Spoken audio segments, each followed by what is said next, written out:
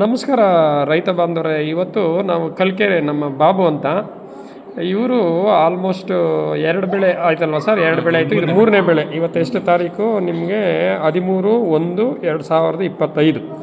ಇವಾಗ ಅವ್ರ ಎಕ್ಸ್ಪೀರಿಯನ್ಸ್ ಹೇಳ್ತಾರೆ, ಅವ್ರು ಎಷ್ಟು ಬೆಳೆ ಹೋಗಿತ್ತು, ಇವಾಗ 3 ಬೆಳೆಯಿಂದ ಅವ್ರದ್ದು ಚೆನ್ನಾಗಿ ಬರ್ತಾ ಇದೆ. ಸರ್ ಇವಾಗ ನೀವು ಇದು 3ನೇ ಬೆಳೆ, ಈ 2 ಬೆಳೆ ಹೆಂಗಾಯಿತು ಮತ್ತು ಯಾವ ಥರ ಎಲ್ಲ ಮಾಡಿದ್ರಿ ಅದನ್ನು ರೈತರಿಗೆ ಒಂದು ಸರಿ ನೀವು ತಿಳಿಸ್ಕೊಟ್ಬಿಟ್ರಿ. ಸರ್ ಫಸ್ಟು ನಾವು ಮಾಡ್ತಾ ಇರುವಾಗ ಯಾವಾಗಲೂ ಹಾಲು ತೊಂಡೇ ಬರ್ತಾಯಿತ್ತು.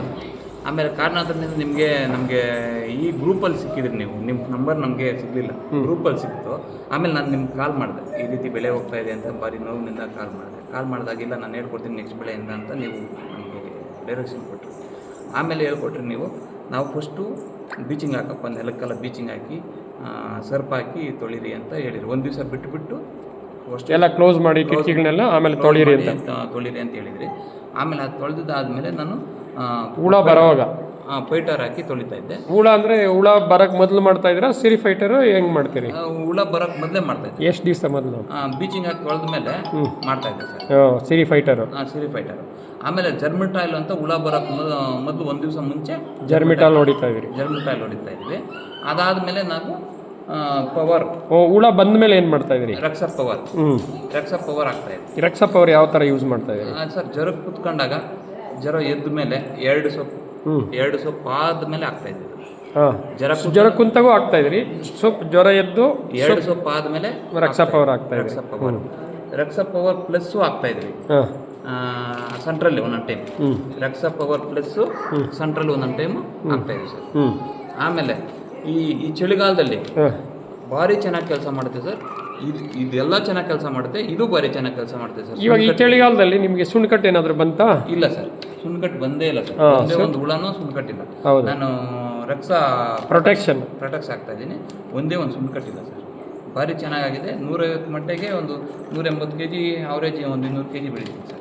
ಈ ರೀತಿ ನಮಗೆ ಹೌದು. ನೀವು ಇದು 3ನೇ ಬೆಳೆ, ಇದ್ರ ಹಿಂದೆ 2 ಬೆಳೆ ಆಯಿತು. ನೀವು ಹೆಂಗೆ ಬಂತ 2 ಬೆಳೆ? ಮಾರ್ಕೆಟಲ್ಲಿ ಟಾಪ್ ಪ್ರೈಸಾ ಸರ್? 2 ಬೆಳೆನೂ ಟಾಪ್ ಮಾಡಿದ್ದೀನಿ ಸರ್. 2 ಬೆಳೆ ಪ್ರಶಸ್ತಿ ಪತ್ರ ತಗೊಂಡ್ರಿ? 2 ಬೆಳೆನೂ ಟಾಪ್ ಮಾಡಿ ಪ್ರಶಸ್ತಿ ಪತ್ರ ತಗೊಂಡಿದ್ದೀನಿ ಸರ್. ಇದು ಟಾಪ್ ಆಗುತ್ತೆ ಸರ್. ಆ ರೀತಿ ಇವಾಗ ನಿಮ್ಗೆ ಖುಷಿ ಆಗಿದೆಯಾ ಪ್ರಾಡಕ್ಟ್ಸ್ ಬಗ್ಗೆ?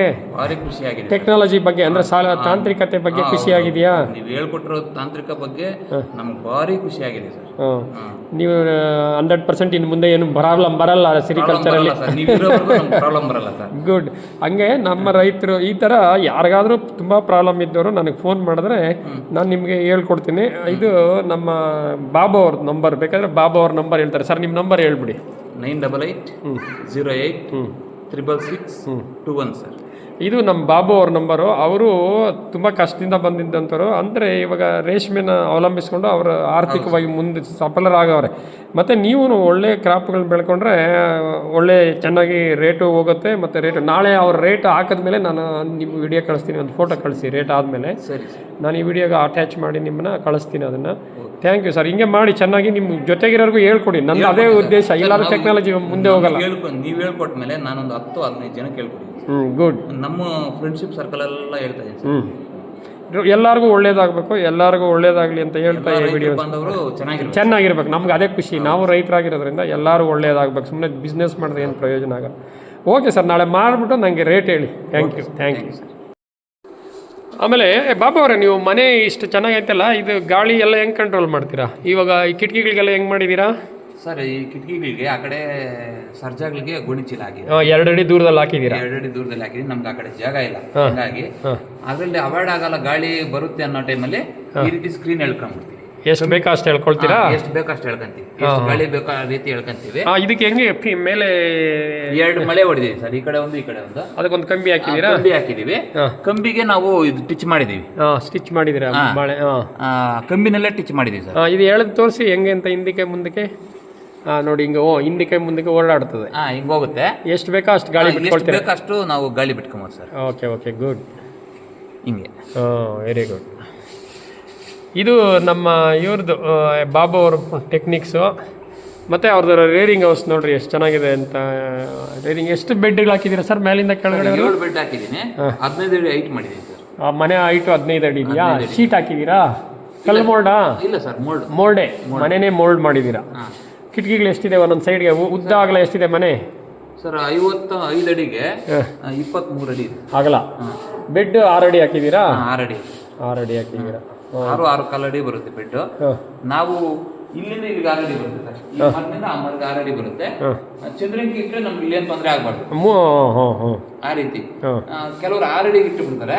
ಚಂದ್ರಂಗಿ ಇಡುವಾಗ ಇಲ್ಲೆಲ್ಲ ತೊಂದರೆ ಆಗುತ್ತೆ. Okay okay, very good.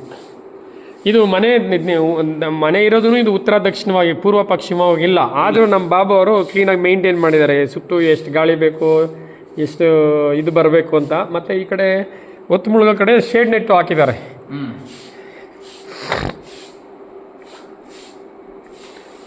ಇದು ನೋಡಿ ಶೇಡ್ ನೆಟ್ ಹಾಕಿದ್ದಾರೆ. 50% ಅಲ್ವಾ ಸರ್? 50% ಸರ್.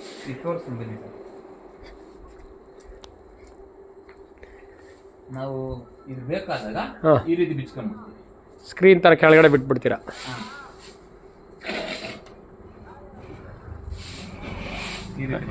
ಇದು 50% ಶೇಡ್ ನೆಟ್.